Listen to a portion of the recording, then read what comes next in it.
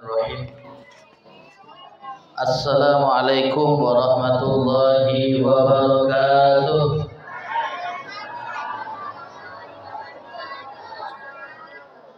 Alhamdulillah wassalatu wassalamu ala Rasulillah Muhammad ibn Abdillah wa ala alihi wa sahbihi wa man wala. La haula wa la quwata illa billah. Subhanaka la ilma lana illa ma 'allamtana innaka antal alimul hakim. Yang sama kita hormati dan muliakan Ketua Yayasan Rumah Iqra Husnul Khatimah Abi Muhammad hafizahullah.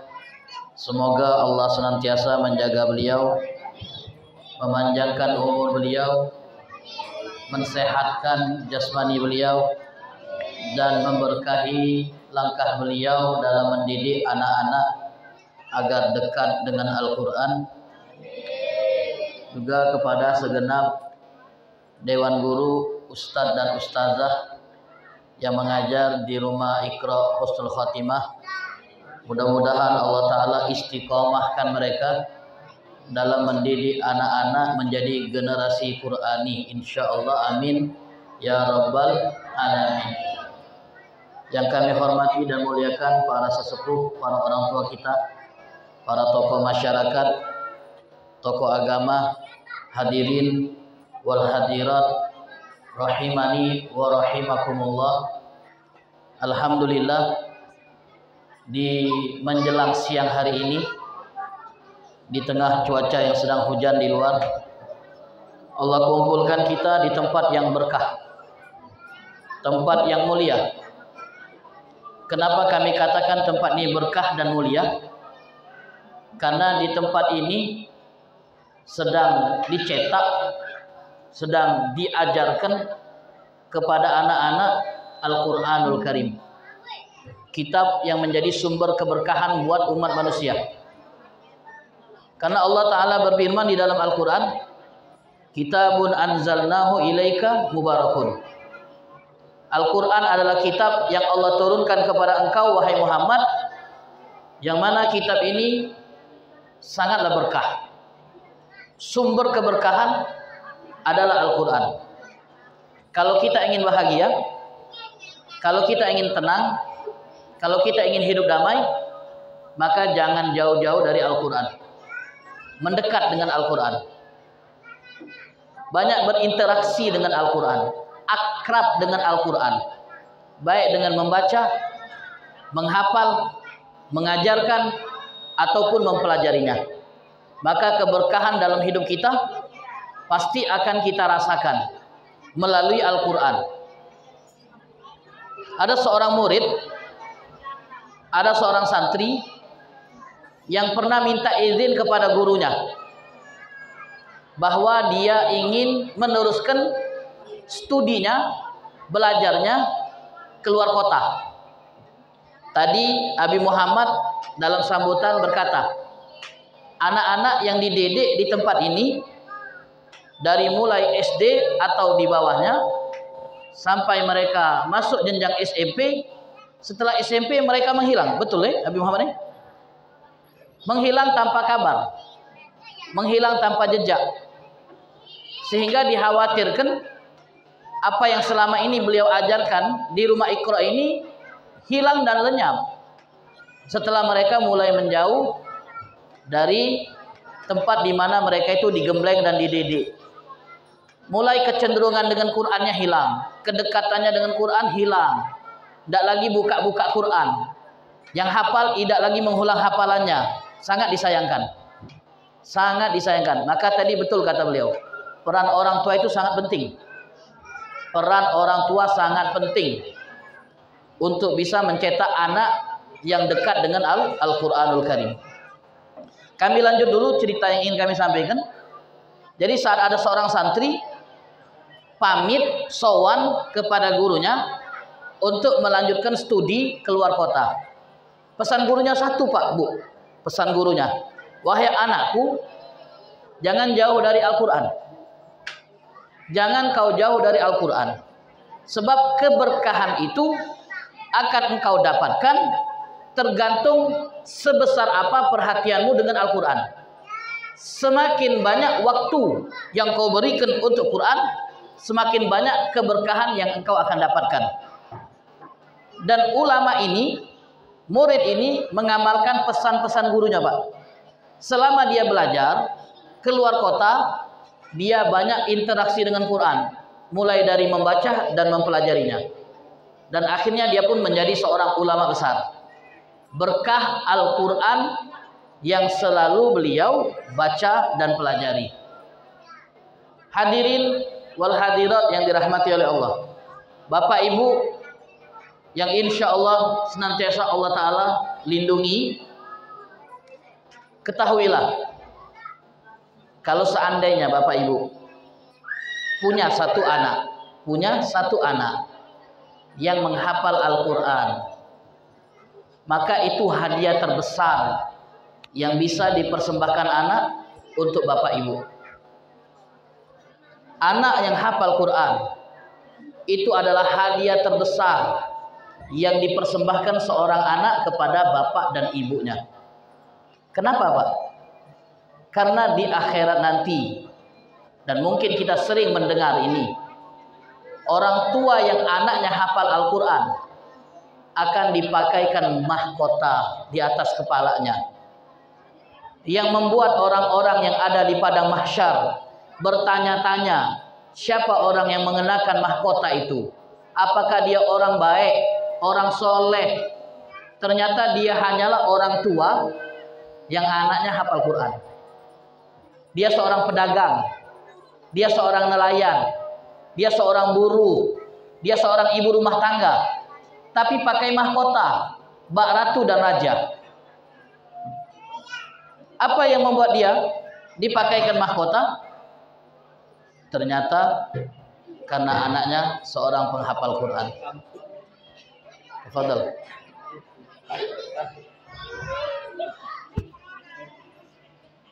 Ternyata Bu, orang tua yang punya latar belakang sebagai orang biasa bisa menggunakan mahkota di akhirat lantaran anaknya menjadi penghafal Al-Quran. Mudah-mudahan melalui rumah Iqra ini akan muncul anak-anak yang menghafal Al-Quran insyaallah dengan hafalan yang mungkin, hafalan yang kuat, hafalan yang dijaga insyaallah. Amin ya rabbal alamin.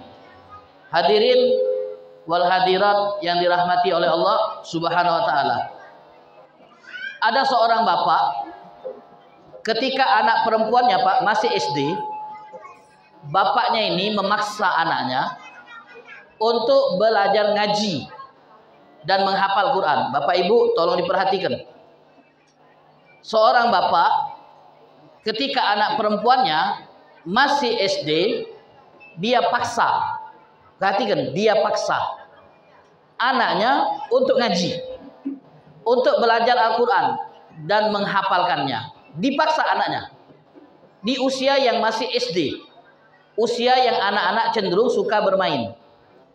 Tapi anak ini dipaksa bapaknya untuk ngaji ke tempat ngaji. Anaknya berontak, anaknya tidak mau, tapi bapaknya maksa. Dipaksa oleh bapaknya, sampai anaknya menangis, merengek, minta agar bapaknya tidak memaksanya masuk ke sekolah ngaji, TPA, TPQ. Tapi bapaknya tetap memaksa, karena bapaknya tahu cara membangun masa depan anak yang baik didekatkan dengan Quran. Anak semakin jauh dari Al-Quran, semakin mudah terpengaruh dengan pergaulan. Anak yang jauh dari Quran Bu, semakin mudah terpengaruh dengan pergaulan yang merusak zaman kita sekarang Pak. Anak SD sudah bisa merokok, baik. Yang SMP sudah bisa narkoba, nauzubillah. SMA sudah bisa pacaran yang berlebihan, nauzubillah. Tapi kalau anak didekatkan dengan Quran, dia akan malu dengan Quran yang dia bawa. Malu merokok, malu dia pakai narkoba, malu dia berjudi, malu dia bergaul dengan berlebihan. Karena dia malu bawa Quran. Jadi bapak ini paksa anaknya, Pak. Kau harus ngaji. Nangis anak ini, Bu, masih kecil. Nangis. Merengek. Dan anak ini berkata kepada bapaknya, "Bapak ini terlalu kejam. Memaksa saya." Terlebih Bapak Ibu yang dirahmati oleh Allah, anak ini melihat teman-temannya kalau pulang sekolah main. Sementara dia pulang sekolah suruh ngaji lagi. Tambah protes, tambah marah. Tapi bapaknya tetap kekeh. Kau harus belajar ngaji, tidak boleh main. Nah, lama-lama Pak, jalan 1 bulan, 2 bulan sudah mulai terbiasa. Dia tidak berontak. Dia tidak marah lagi sama bapaknya, Bu. Ngaji dia, Bu. Ngaji terus sampai dia tamat SD dan masuk SMP, hasilnya baru kelihatan. Dia hafal Al-Quran 30 juz. Dia hafal Quran 30 juz. Saat momen kelulusan SD, bapaknya berkata kepada putrinya ini, yang awalnya dipaksa untuk ngaji, "Wahai putriku, lihatlah, kalau seandainya bapak dulu tidak memaksamu untuk belajar Quran, maka engkau akan sama dengan teman-temanmu. Mereka lulus, kau juga lulus. Tapi berkat bapak memaksamu untuk belajar Quran, menghafal Al-Quran, lihatlah hasilnya. Mereka lulus, kau juga lulus, tapi yang membedakan kau lulus dengan predikat menghafal Quran. Mana yang lebih baik?" Kemudian anak ini, Bapak Ibu yang dirahmati oleh Allah, berkata kepada ayahnya, "Iya wahai ayah, terima kasih banyak atas didikanmu yang keras itu. Atas didikanmu yang keras itu, aku akhirnya bisa menghafal Al-Quran. Mudah-mudahan Allah membalas ayah dengan kebaikan." Dan memang ada, Bu, Pak, anak itu yang tipenya harus kita paksa. Bukan kita tanya mau belajar Quran, mau ngaji atau tidak. Anak cenderung menjawab tidak. Karena mereka memang waktunya untuk bermain-main. Tapi kalau ditawari mau main HP, tidak, mau main HP. Tapi kalau belajar mereka enggan. Kita orang tua yang harus keras. Terkadang dalam mendidik anak diperlukan ketegasan. Tidak ketika anak saya tidak mau lagi belajar, sudah terserah. Tidak begitu, Bu. Harus kita keras. Supaya anak ini menjadi anak yang bermanfaat, anak yang baik. Dulu hadirin wal hadirat yang dirahmati oleh Allah, ada seorang khalifah, Amirul Mukminin, presiden lah jabatannya. Namanya Harun ar-Rasyid. Mungkin nama Harun ar-Rasyid ini tidak asing di telinga kita. Seorang khalifah namanya Harun ar-Rasyid. Pak, beliau ini presiden tingkatnya. Tingkatnya tingkat presiden. Jadi fasilitas itu serba mudah. Dia punya anak, Pak. Punya anak, dimasukkan ke sekolah yang privat. Sekolah privat. Jadi anaknya disuruh belajar dengan guru yang dipanggil bersama temannya. Belajar privat dengan guru ini. Tapi dasar anaknya malas. Dasar anaknya tidak mau belajar. Jadi Pak, ketika ia berkata dan mengeluh kepada ayahnya Harun ar-Rasyid, "Wahai ayah, aku tidak mau lagi belajar. Aku tidak mau lagi ngaji." Kata ayahnya, mungkin cara dia mengungkapkan kasih sayang kepada anaknya dengan menuruti apa yang anaknya inginkan. Kadang orang tua itu, Pak, Bu, saat ingin menunjukkan kasih sayang, tapi caranya salah. Bagaimana caranya? Anak mau apa? Kasih. Anak ingin apa? Berikan. Itu salah. Ini Harun ar-Rasyid. Ketika anaknya ingin berhenti ngaji, tidak mau belajar, dia turuti. Sudah nak, kalau memang kau tidak mau belajar, daripada mengekangmu, terserah kau mau belajar tidak, terserah. Anaknya tidak belajar, Bu. Akhirnya apa, Bu? Anaknya ini, Bu, menjadi orang bodoh. Orang bodoh. Kemudian mewarisi tahta bapaknya, menjadi presiden. Mewarisi tahta bapaknya, menggantikan bapaknya sebagai khalifah ketika bapaknya mati. Dia jadi khalifah. Bayangkan seorang pemimpin tertinggi tapi bodoh. Ini anaknya Harun Ar-Rasyid. Kenapa? Karena dulu dari kecil tidak mau belajar. Malas. Enggan. Hadirin wal hadirat yang dirahmati oleh Allah. Tapi apa yang terjadi? Ternyata anaknya ini yang kemudian dewasa menjadi orang bodoh, dia menyalahkan bapaknya. Yang dia salahkan bapaknya. Kenapa dulu bapakku saat aku tidak mau belajar, dia ikuti kemauanku, bukan malah memaksaku. Jadi yang dia salahkan bapaknya. Ini karena bapakku dulu, ketika aku tidak mau belajar, malah dia turuti, marah dia penuhi. Akibatnya, akhirnya aku menjadi orang bodoh.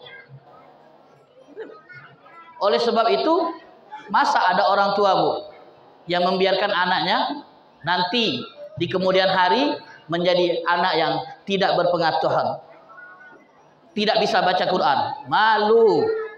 Sebagai umat Islam, kita malu, Bu, kalau punya anak tidak bisa ngaji.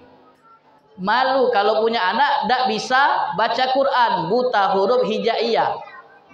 Contoh, orang tuanya meninggal, Bu. Misal, Bu, ada anak yang tidak bisa ngaji, tidak bisa baca Quran, buta huruf hijaiyah. Orang tuanya meninggal, yasinan. Ya, yasinan. Tapi dia tidak bisa baca yasin. Akhirnya dia pakai teks bahasa Indonesia. Yasin. Ada kan teks Indonesia itu? Pakai huruf bahasa Indonesia. Tapi diarabkan. Padahal baca Quran pakai teks Indonesia haram. Haram, tidak boleh. Biasanya kalau di buku Yasin itu, Yasin versi Arab, versi Indonesia, terjemahan bawahnya. Nah, baca yang tengah itu haram. Tidak boleh baca Quran pakai teks Indonesia. Sebab zo dikasih ZH. Mana tahu dia baca zo. Mana bisa. Belajar. Bu, sedih kita, Bu. Pak, sedih kita, Pak. Sebagai orang tua, kalau dapeti anak tidak bisa ngaji. Tidak bisa ngaji. Kita berharap anak ini yang nanti mengajikan kita saat kita mati. Kirim pahala buat kita saat kita mati. Tahu-tahu anak buta huruf. Tidak tahu huruf hijaiyah. Siapa yang salah? Kita orang tua yang tidak memaksa anak untuk belajar ngaji. Alhamdulillah. Di lingkungan kita ini, Pak, alhamdulillah. Ini namanya tempatnya apa ini? Hah? Kampung Nelayan. Kampung Nelayan. Di tempat kita di Kampung Nelayan ada rumah Iqra. Rumah yang ngajarkan generasi muda, anak-anak untuk bisa baca tulis Al-Quran. Walaupun tadi kata Ketua Yayasan Abi Muhammad, tempat ini terpencil, tidak dikenal, tidak masalah. Tempatnya terpencil tapi luar biasa. Masih ada rumah Iqra di mana anak-anak kita dididik untuk bisa ngaji. Di kota-kota besar itu kadang-kadang tidak ada rumah Iqra, TPA, TPQ, tidak ada. Di komplek, Pak, komplek orang-orang elit, orang-orang kaya, tidak ada TPQ.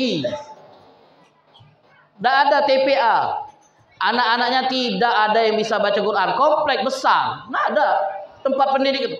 Tapi di tempat terpencil, kampung nelayan, di daerah pesisir, masih ada orang yang mau berjuang, mencerdaskan anak-anak, generasi masa depan, supaya kenal Al-Quran. Tempat ini, Bapak Ibu, kalau tidak ada lembaga-lembaga di mana di situ Al-Quran dipelajari gersang. Seperti yang kami sebut di awal, Quran sumber keberkahan. Kalau Quran dipelajari, diajarkan di satu tempat, keberkahan akan meliputi tempat tersebut.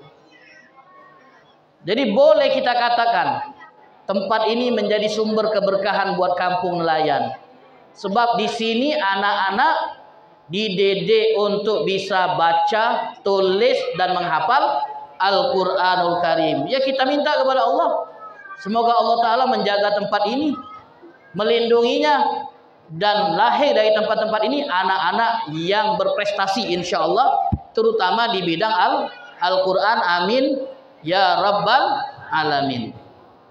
Jadi Bu, Pak, pelajaran yang bisa kita ambil dari apa yang kami ceritakan tadi, paksa anak kita untuk ngaji.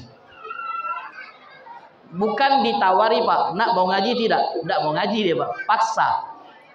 Tadi kata Abi Muhammad, anak itu diantar, Ustaz. Kalau tidak diantar, tidak mau belajar mereka, Bu.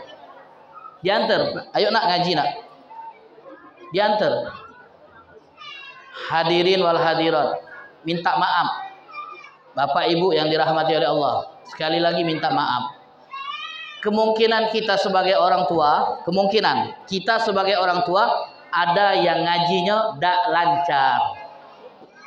Atau kemungkinan yang paling rendah lagi, belum bisa mengaji.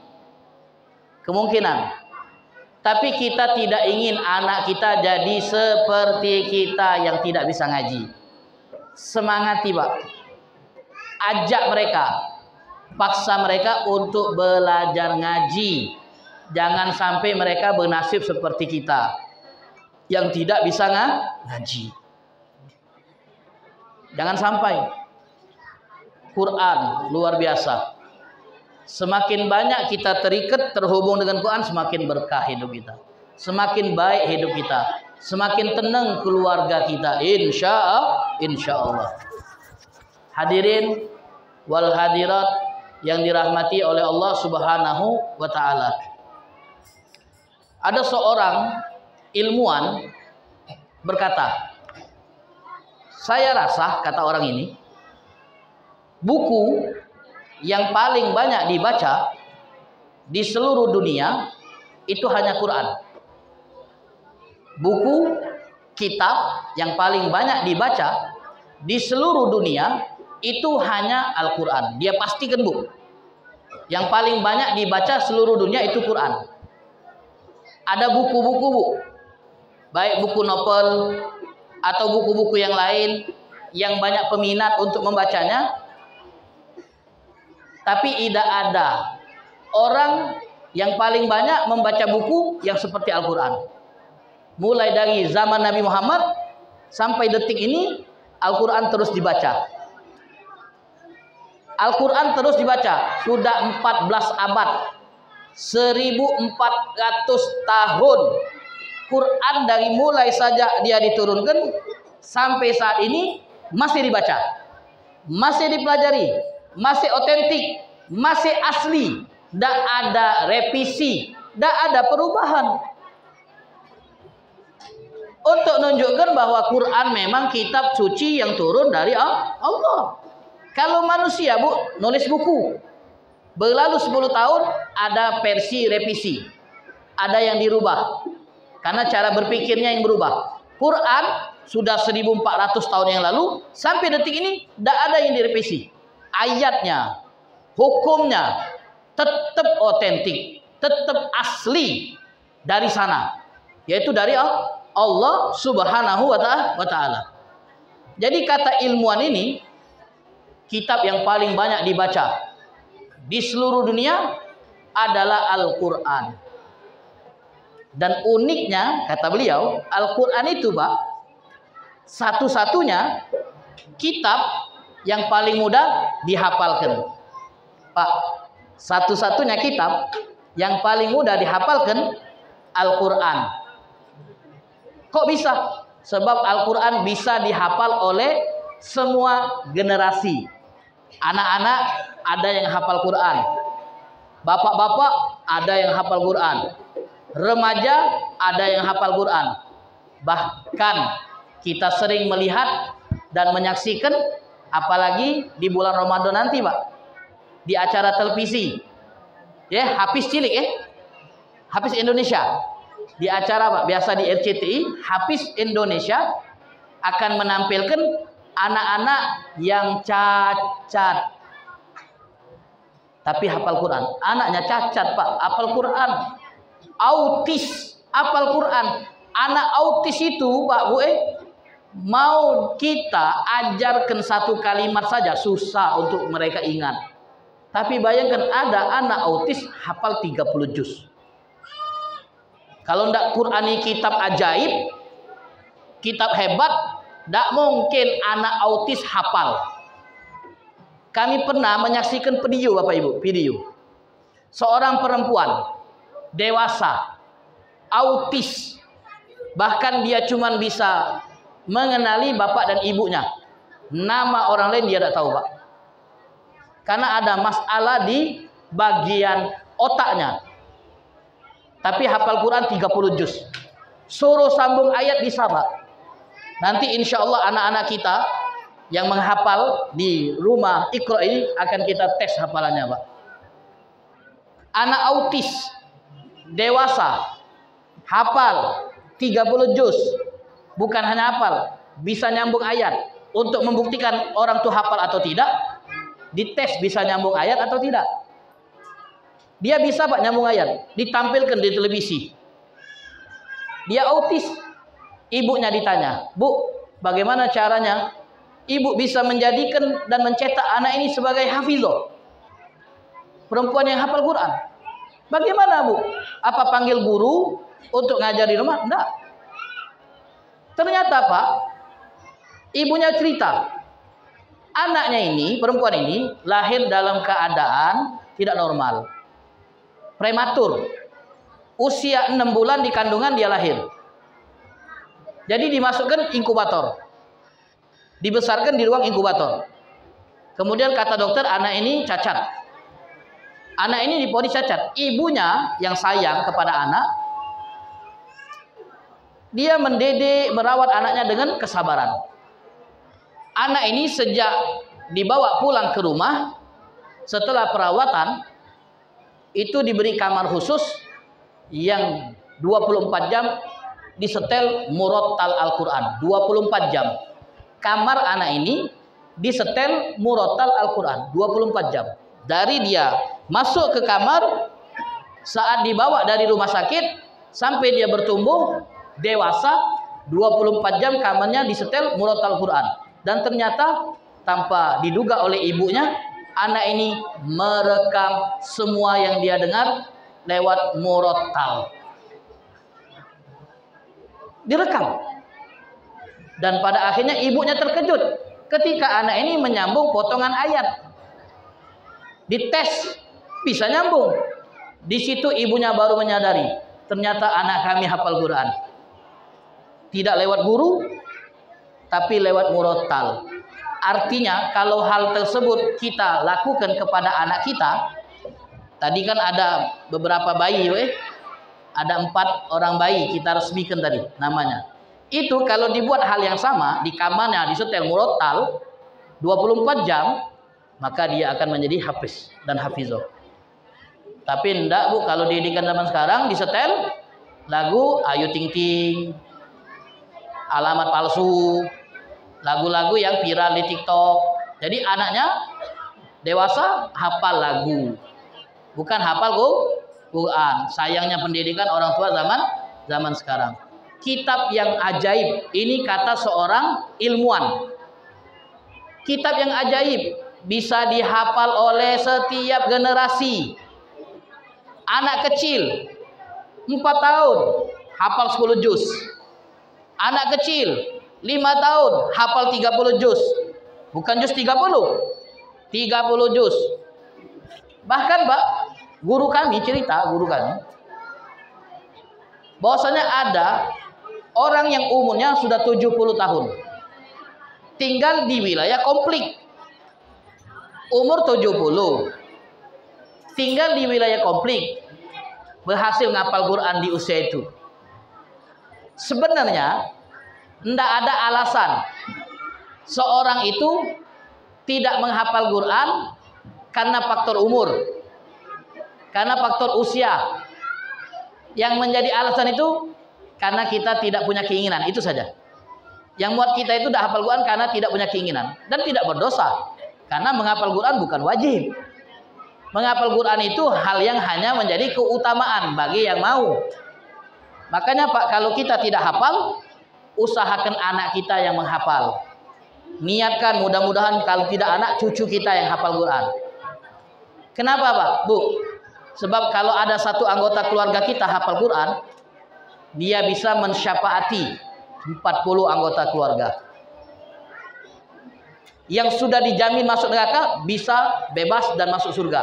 Gara-gara syafaat pertolongan anak yang hafal Al-Quranul Karim.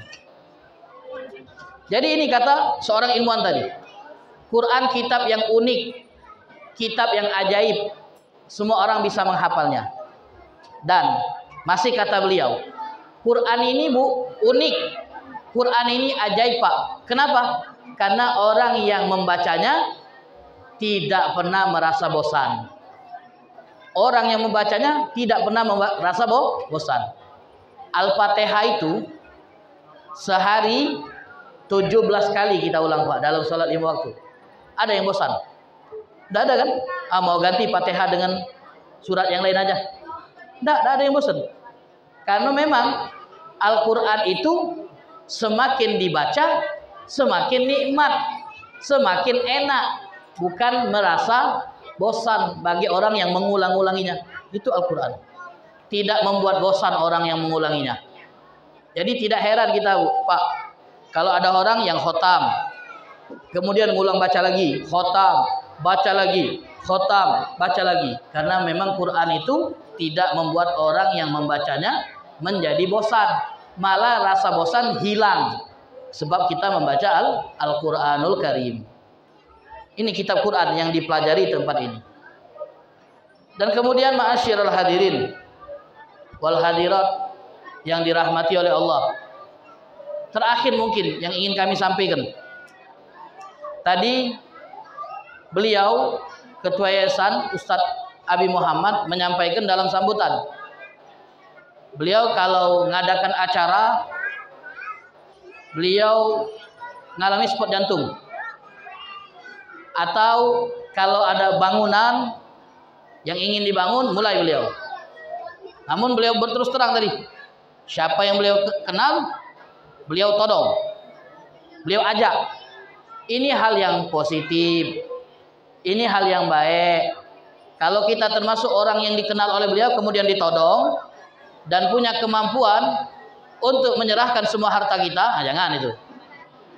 Untuk menyerahkan sebagian yang kita punya guna membantu hal positif dan baik yang beliau rintis, kenapa kita enggan? Jadilah bagian dari tempat-tempat yang di situ generasi anak-anak kita dididik untuk bisa baca Quran. Jadilah bagian Pak. Kita tidak bisa Pak mendirikan TPA, apalagi ngajar. Maka beri sumbangsih.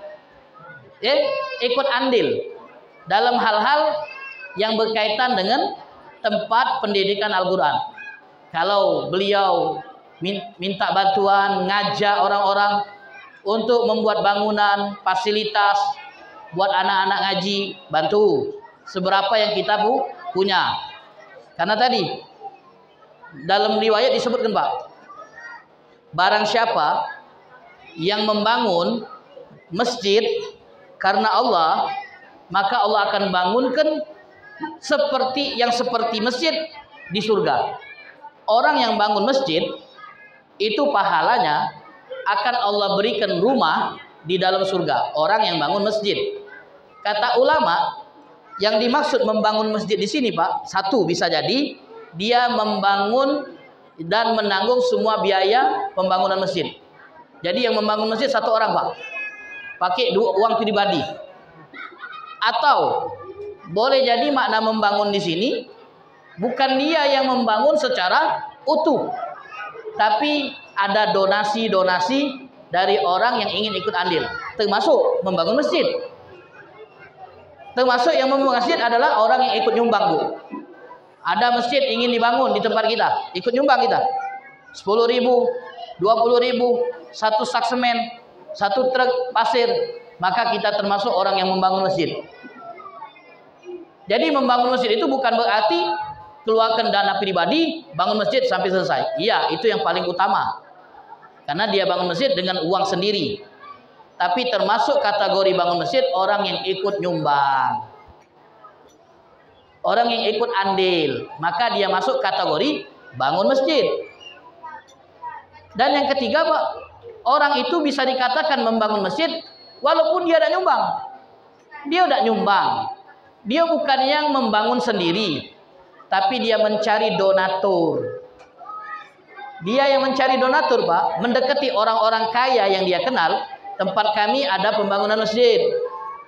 Kalau ingin ikut andil, bolehlah. Dapat, disetor dengan pengurus. Nah, ini termasuk yang bangun masjid juga, Pak.